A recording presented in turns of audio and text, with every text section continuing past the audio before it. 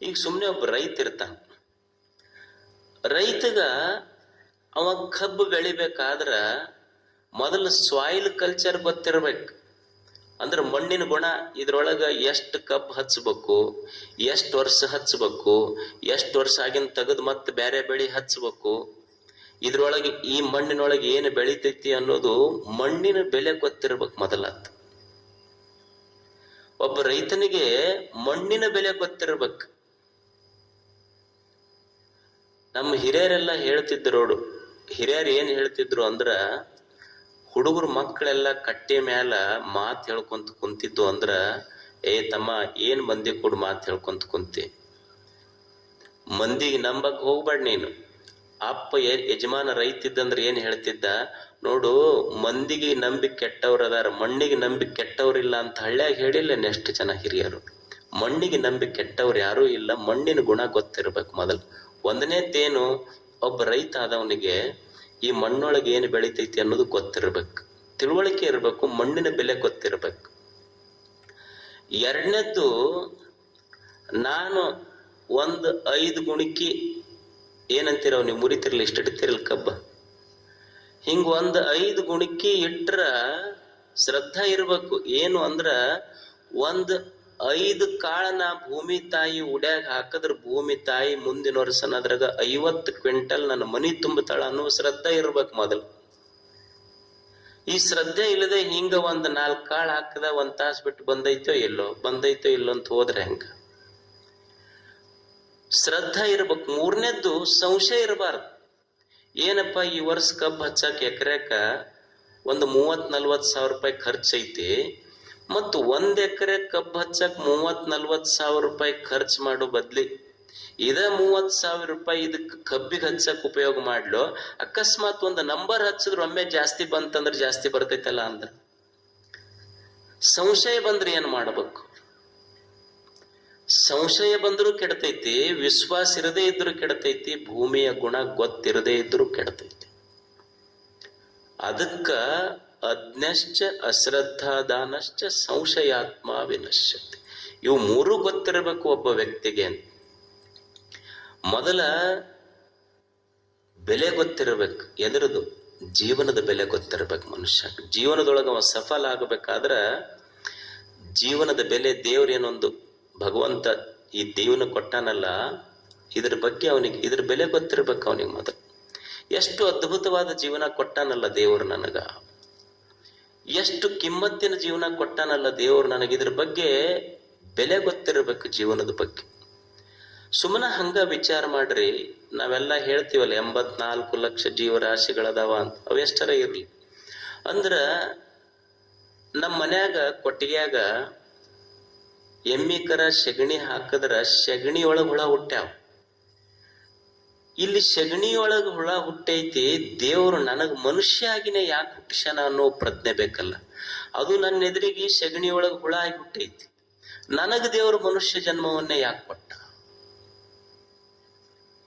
ಈಗ ನಿನ್ನ ಮನ್ಯಾಗ ನಿನ್ನ ಆಕಳ ಕರುವಿಗೆ ಮುಸ್ರಿ ನೀರು ಕುಡಿಸ್ತಿ, ನೀನು ಬೆಳಿಗ್ಗೆದ್ದು ಕಾಫಿ ಹಾರ್ಲಿಕ್ಸ್ ಮತ್ತೇನು ಕುಡಿತೀರಿ? ಕಾಫಿ ಕುಡಿತೀರಿ, ಹಾರ್ಲಿಕ್ಸ್ ಕುಡಿತೀರಿ, ಬೋರ್ನ್ವಿಟಾ ಕುಡಿತೀರಿ. ಒಂದು ಕ್ಷಣ ವಿಚಾರ ಮಾಡ್ಬೇಕಲ್ಲ, ಕೊಟ್ಟಿಗೆ ಒಳಗೆ ಇರುವಿಗ ಆಕಳಿಗೆ ಯಾಕೆ ಮುಸ್ರಿ ನೀರು ಕುಡಿಯೋದು ಬಂತು? ದೇವ್ರು ನನಗೆ ಬೋರ್ನ್ವಿಟಾ ಹಾರ್ಲಿಕ್ಸ್ ಕೊಟ್ಟಾನಲ್ಲ, ಯಾಕೆ ನನಗೆ ಈ ಸೌಭಾಗ್ಯ ಕೊಟ್ಟಾನ? ಇದು ಎಕ್ಸ್ಟ್ರಾ ಪ್ರಿವಿಲೈಸ್, ಒಂದು ಎಕ್ಸ್ಟ್ರಾ ಸೌಲಭ್ಯ ಕೊಟ್ಟಾನಿಲ್ಲ. ಅದಕ್ಕೆ ಯಾಕೆ ಮುಸ್ರಿ ನೀರು ಕುಡಿಯೋ ಬಂದೈತಿ? ನನಗ್ಯಾಕೆ ಬೆಳಗ್ಗೆದ್ದು ಕಾಫಿ ಹಾಲು ಕುಡಿಯೋದು ಕೊಟ್ಟ ನನಗೆ ದೇವರು? ಈಗ ಬೆಳಗ್ಗೆದ್ದು ನೀ ಡೈನಿಂಗ್ ಟೇಬಲ್ ಮೇಲೆ ಕುಂತಿ, ಡೈನಿಂಗ್ ಟೇಬಲ್ ಮೇಲೆ ಕುಂತಾಗ ನಿನಗ್ ಊಟಕ್ಕೆ ಇಡ್ಲಿ ತಗೊಂಡ್ ಬಂದಾರ, ಬಿಡಿಸಿ ದೋಸೆ ತಗೊಂಡ್ ಬಂದಾರ. ಅಲ್ಲಿ ನಾಯಿ ಬೊಗಳಕತ್ತಿತ್ತು ಅಂದ್ರೆ ಮನ್ಯಾಗ ಹೆಣ್ಮಕ್ಳು ಏನ್ ಮಾಡ್ತಾರಂತ, ತಾಯಿ ಒಣ ರೊಟ್ಟಿ ತಂದು ಹೋಗಿತ್ತಾಳ. ಅದಕ್ಕೆ ಸುಮ್ಮನೆ ಒಂದು ಕ್ಷಣ ವಿಚಾರ ಮಾಡ್ಬೇಕಲ್ಲ ಮನುಷ್ಯ. ನನ್ನ ಎದುರಿಗೆ ಕುಂತ ನಾಯಿ ನಾನು ಎರಡು ಎಟ್ಟೆ ಟೈಮ ಊಟ ಮಾಡಾಕತ್ತೀವಿ, ಅದಕ್ಕೆ ಯಾಕೆ ಒಣ ರೊಟ್ಟಿ ಅದಕ್ಕೆ ಬಿತ್ತು, ಬಿಸಿ ದೋಸೆ ಇಡ್ಲಿ ನನಗ್ಯಾಕೆ ಕೊಟ್ಟಾನ ದೇವ್ರು ಅನ್ನೋದು ಒಂದ್ಸಲ ವಿಚಾರ ಮಾಡ್ಬೇಕಲ್ಲ ಮನುಷ್ಯ. ಇದು ಎಕ್ಸ್ಟ್ರಾ ವಿಶೇಷ ಸೌಲಭ್ಯ ನನಗ ಯಾಕೆ ಕೊಟ್ಟ ದೇವ್ರು ಅನ್ನೋದು ಸ್ವಲ್ಪ ವಿಚಾರ ಮಾಡ್ಬೇಕಲ್ಲ ಮನುಷ್ಯ. ಈ ಒಂದು ಕಾಗೆ ಐತಿ, ಒಂದು ಒಣ ರೊಟ್ಟಿಗೆ ಎಷ್ಟು ಮಂದಿ ಮನಿ ಕಾ ಕಾ ಕಾ ಅಂತ ಹೇಳಿ ಎಷ್ಟು ಮನಿ ಮೇಲೆ ಅಡ್ಡಾಡ್ತೈತೆ ಇಲ್ಲದು. ಒಂದು ಒಣ ರೊಟ್ಟಿಗೆ ಅದು ಇಷ್ಟೆಲ್ಲ ಅಡ್ಡಾಡ್ತೈತಿ. ನನಗೆ ಯಾರ್ಯಾರ ಒಬ್ರು ಮನಿಗ್ ಬಂದು ನನಗೆ ಇನ್ವಿಟೇಷನ್ ಕೊಟ್ಟು ಪಾನಿಪುರಿ ತಿನ್ನಿಸ್ತಾರ, ವಡಾ ಪಾವ್ ತಿನ್ನಿಸ್ತಾರ, ಏನೇನವೆಲ್ಲ ಬರ್ತಾವಲ್ಲ, ಕರ್ಕೊಂಡೋಗಿ ಹೋಳಿಗೆ ಹುಗ್ಗಿ ಊಟ ಮಾಡಿಸ್ತಾರ. ಅದಕ್ಕೆ ಹೋದ್ರ ಕಲ್ಲು ಒಗಿತಾರ. ನನಗೆ ಕರೆದು ಉಣಿಸುವ ಸೌಭಾಗ್ಯ ಕೊಟ್ಟನಲ್ಲ, ಯಾಕೆ ಕೊಟ್ಟ ದೇವರಿದು? ಇದು ಗೊತ್ತಿತ್ತು, ನೀನು ತಿಳುವಳಿಕೆಯಸ್ತ. ಅಕಸ್ಮಾತ್ ಇದು ನಿನಗೆ ಗೊತ್ತಿಲ್ಲ ಅಂದ್ರೆ ನೀನು ಅಜ್ಞ. ಗೊತ್ತಿರ್ಬೇಕು ಮನುಷ್ಯನಿಗೆ ಜೀವನದ ಬೆಲೆ. ಬರೇ ಜೀವನದೊಳಗೆ ತಪ್ಪು ಮಾಡ್ಕೊಂತ ಹೋಗೋದಲ್ಲ. ಯಾಕಿಷ್ಟು ನಿಜಗೊಂಡ್ರು ಪ್ರಶ್ನೆ ಮಾಡ್ತಾರ, ಎಷ್ಟು ದುರಿತ ಕರ್ಮಗಳನ್ನು ಮಾಡಾಕತ್ತೀಯಲ್ಲಪ್ಪ, ಯಾವ ಬಲದಿಂದ ಮಾಡಾಕತ್ತೇನೆ ಇದನ್ನ? ಆವ ಬಲವಿಡಿದ ಕೀಳ ದುರಿತವನ್ನೆಸಗುವೆ. ಎಷ್ಟು ತಪ್ಪು ಮಾಡಾಕತ್ತೀಯಲ್ಲೋ. ಒಂದು ಏನವ್ರು ಚಿತ್ರಗುಪ್ತರು ಅವರೆಲ್ಲ ನಿಮ್ದೇನು ಸ್ನೇಹಿತರದಾರ, ಅಥವಾ ಸ್ವಲ್ಪ ಬ್ರೈಬ್ ಮಾಡಿದ್ರೆ ನಡಿತೈತೆ ಅವ್ರಿಗೆ, ಎಲ್ಲ ಹಿಸಾಬ್ ಬಿಡ್ತಾರ ನಿಂದ ಅಂತಾರ ಅವ್ರು. ಒಬ್ಬನ ಯಾರೋ 15 ವರ್ಷ ಜೈಲ್ನಾಗ ಇದ್ನಂತ. ಒಬ್ರ ಆಫೀಸರ್ ಹೋದ್ರಂತ ಜೈಲ್ಗೆ. ಎಷ್ಟು ವರ್ಷ ಆತಪ್ಪ ಇಲ್ಲಿದ್ದ? ಒಂದು 15 ವರ್ಷ ಆತ್ ಸರ್ ಇಲ್ಲ ಅಂದ. ಅಲ್ಲೋ 15 ವರ್ಷದಿಂದ ಜೈಲ್ನಾಗ ಇದೆಯಾ? ಹೌದು ಸರ್, 15 ವರ್ಷ ಆತ್ ಇಲ್ಲೇ ಇತ್ತು. ಮತ್ತ ನಿಮ್ಮ ಅಪ್ಪ ನಿಮ್ಮವ್ವ ನಿಮ್ಮ ಅಣ್ಣ ತಮ್ಮವ್ರ ನೆನಪೇನು ಬರುದಿಲ್ಲ? ಬರುದಿಲ್ಲ ಸರ್ ಅಂದ. ಯಾಕ? ಅವ್ರ ಹೊಸರು ಇಲ್ಲೇ ಇದೀವ್ರಿ, ನಮ್ಮ ಫ್ಯಾಮಿಲಿನೇ ಇಲ್ಲೇ ಐತಿ ಟೋಟಲ್. ನಮ್ ಟೋಟಲ್ ಫ್ಯಾಮಿಲಿ ಇಲ್ಲೇ, ನಮ್ದು ಮನಿಗಿನಿ ಎಲ್ಲ ತೆಗೆದ್ಬಿಟ್ಟಿವಿ. ಈಗ ಇದು ಪರ್ಮನೆಂಟ್ ಹೌಸ ಮಾಡ್ಕೊಂಡ್ಬಿಟ್ಟಿವಿ ನಾವು. ಆವ ಬಲ ಬಿಡಿದ ಕೀಳ ದುರಿತವೆನಸಗುವೆ. ಏನು ಬಲ ಐತಿ ಅಂತ ನೀನು ತಪ್ಪು ಮಾಡಾಕತ್ತೀಯಪ್ಪ ಜೀವನದೊಳಗೆ. ಸ್ವಲ್ಪ ಇದ್ರ ಬಗ್ಗೆ, ಇದ್ರ ಬೆಲೆ ಗೊತ್ತಿರ್ಬೇಕು ನಿನಗ. ಒಬ್ರೊಂದು ಕತಿ ಹೇಳಿದ್ರೆ ಬಾಳ ಚಂದ ಐತಿ. ಕತಿ ಕೇಳುವಂಗೈತಿ, ಸ್ವಲ್ಪ ಹಿಂದಿ ಬಂದ್ರೆ ಗೊತ್ತಾಗ್ತೈತಿ. कथी एक बुढ़िया थी, वो बचपन में मर गई.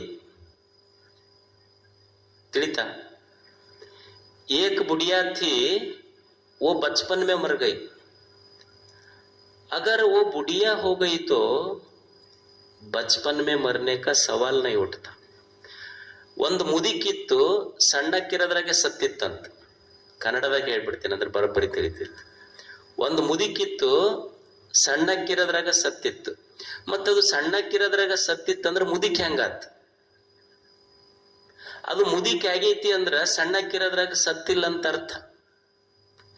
ಮುದಿಕಿತ್ತು, ಸಣ್ಣಕ್ಕಿರೋದ್ರಾಗ ಸತ್ತಿತ್ತು. ಇದರ ಅರ್ಥ ಏನು ಅಂದ್ರ, ಆಗಿದ್ದೇನೋ ಮುದಿಕಿ ದೇಹಕ್ಕೆ ವಯಸ್ಸಾಗೈತಿ, ಜೀವನದ ಬೆಲೆ ಗೊತ್ತಾಗಿದ್ದು ವಯಸ್ಸಾದ್ಮೇಲಲ್ಲ. ನಿಜವಾದ ಆಯುಷ್ಯ ಕೌಂಟ್ ಆಗುದ್ದು ಯಾವಾಗಂದ್ರ ನೀ ಎಷ್ಟು ವರ್ಷ ಬದುಕಿ ಅಂತಲ್ಲ, ದೇವ್ರು ನನಗೆ ಯಾಕೆ ಜನ್ಮ ಕೊಟ್ಟ ಅನ್ನೋ ಅರಿವು ನನ್ನ ತಲೆಯೊಳಗೆ ಬರ್ತೈತಲ್ಲ, ಅದು ನಿಜವಾದ ಆಯುಷ್ಯ ಕೌಂಟ್ ಆಗ್ತೈತಿ. ಅವಾಗ ನಿನ್ನ ಆಯುಷ್ಯ. The 2 most important days in your life.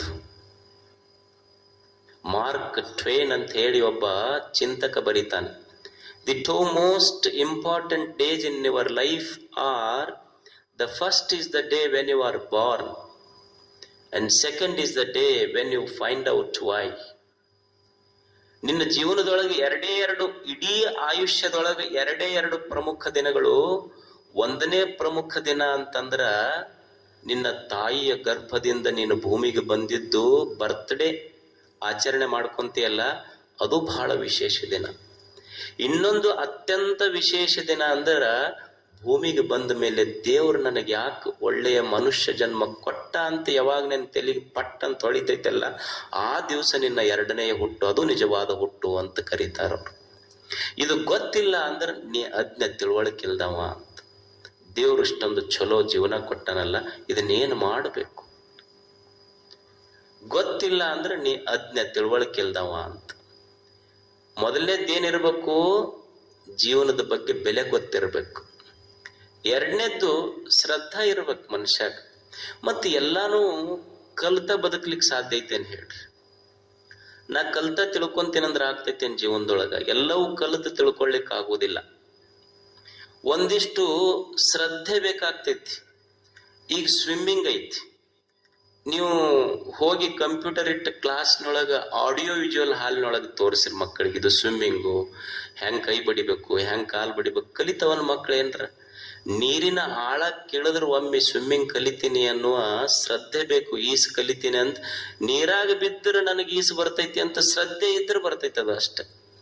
ಈಗ ಮಕ್ಕಳಿಗೆ ತಾಯಿ ಅಂತ ಅಡಿಗೆ ಕಲಿಸ್ತೀರಿ, ಅಡಿಗೆ ಮಾಡಕ್ ಹೋದ್ರೆ ಕೈ ಸುಟ್ಕೊಂತಾವ ಮಕ್ಕಳಂತ ಬಿಟ್ರೆ ರೊಟ್ಟಿ ಮಾಡೋದು ಬರ್ತೈತಿ ಏನೇನ್ರ? ಅದು ಕೈ ಸುಟ್ಕೊಂಡ ಮೇಲೆ ಅಡಿಗೆ ಮಾಡೋದು ಬರ್ತೈತಿ ಅಂತ ಶ್ರದ್ಧೆ ಬೇಕು, ಅದಕ್ಕಷ್ಟೆ ಗೊತ್ತಿರ್ಬೇಕಾಗ್ತೈತಿ. ಇದು ಗೊತ್ತಿಲ್ಲ. ಎಷ್ಟು ಹಿಂದ ಶ್ರದ್ಧಾ ವಿಶ್ವಾಸದ ಮ್ಯಾಲ ಜೀವನ.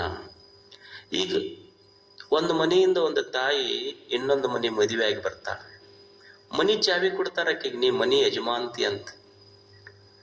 ಯಾವುದೋ ಕುಟುಂಬದಲ್ಲಿ ಹುಟ್ಟ್ಯಾಳ, ಈ ಮನಿಗೆ ಬಂದ ಮೇಲೆ ಆಕೆ ಕೈಯಾಗಿ ಚಾವಿ ಕೊಟ್ಟು, ನೀ ನಮ್ಮ ಮನಿ ಯಜಮಾನ್ಯವ, ನಮ್ಮ ಕುಟುಂಬದ ಗೌರವ ನಿನ್ನ ಕೈಯಾಗ ಐತೆ ಅಂತ ಆಕೆಗೆ ಚಾವಿ ಕೊಡ್ತಾರ. ನಂಬಿಕೆ ಇದು, ಶ್ರದ್ಧೆ ಇದು. ಶ್ರದ್ಧೆ ಎಷ್ಟು ಕೆಲಸ ಮಾಡ್ತೈತಲ್ಲ. ಅವ್ರ ಮನಿ ಗೊತ್ತಿಲ್ಲ, ಕುಲ ಗೊತ್ತಿಲ್ಲ, ಗೋತ್ರ ಗೊತ್ತಿಲ್ಲ, ಅವ್ರು ಯಾರಂತ ಗೊತ್ತಿಲ್ಲ, ಯಾವುದೋ ಊರದಿಂದ ಬಂದು ನಮ್ಮ ಮನೆಗೆ ಬಂದ ಮೇಲೆ ಇಡೀ ಮನೆತನದ ಚಾವಿ ಆಕಿ ಕೈಯಾಗ ಕೊಟ್ಟು, ನೀ ನಮ್ಮ ಮನೆತನದ ಗೌರವ ಅನ್ನುವ ಶಬ್ದ ಬಳಸಬೇಕಾದ್ರ ನಂಬಿಕೆ ಎಷ್ಟು ಆಕೆಯ ಮೇಲೆ. ಈಗ ಹಳ್ಳ್ಯಾಗ ಹಿಂದಕ್ಕೆ ಸಾಲಿತ್ತು. ರೈತರು ಅವಾಗ ಏನ್ ಮಾಡ್ತಿದ್ರು ಅಂದ್ರೆ ಮಕ್ಕಳಿಗೆ ಸಾಲಿ ಕಲ್ಸಕ್ ಹೋಗ್ತಿದ್ರು. ಅವ್ರು ಸಾಲಿ ಕಲ್ತಿರ್ಲಿಲ್ಲ.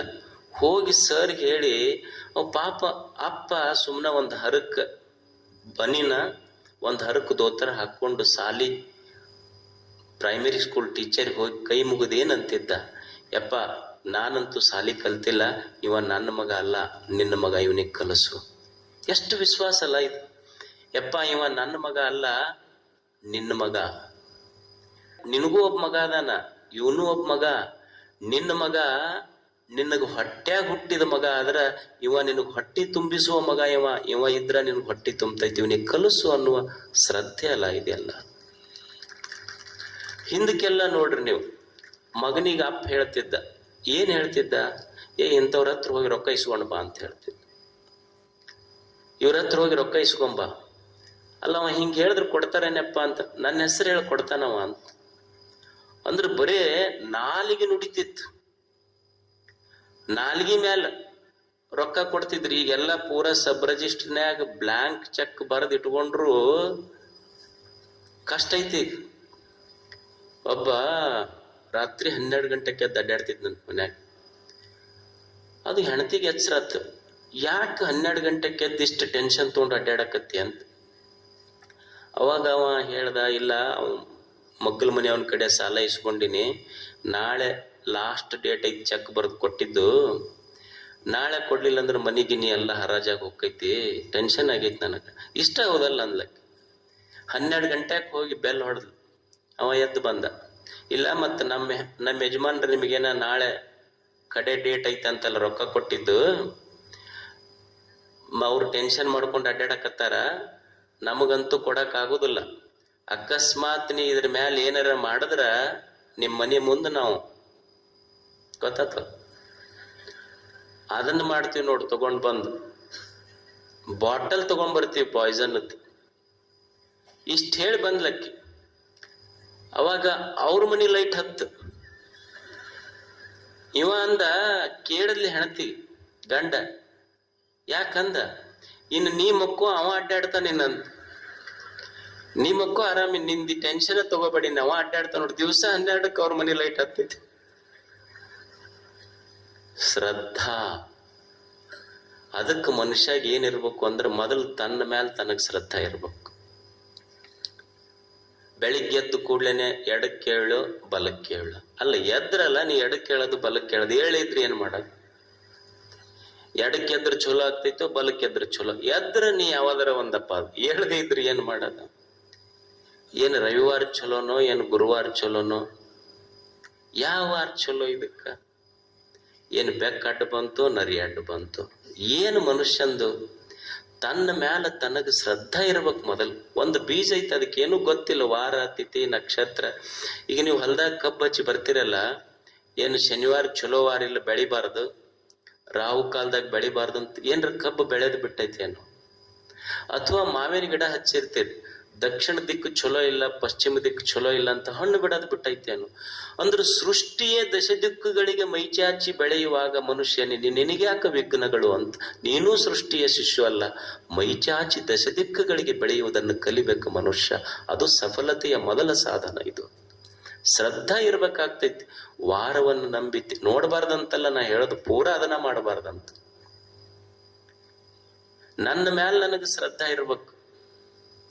ನಮಗೇನಿರ್ತೈತಿ, ನಮ್ಮ ಮ್ಯಾಲ ಶ್ರದ್ಧಾ ಇರುದಿಲ್ಲ. ಮಂದಿ ಕ್ಯಾಕ ಹೆಂಗೆ ಲೋಭ.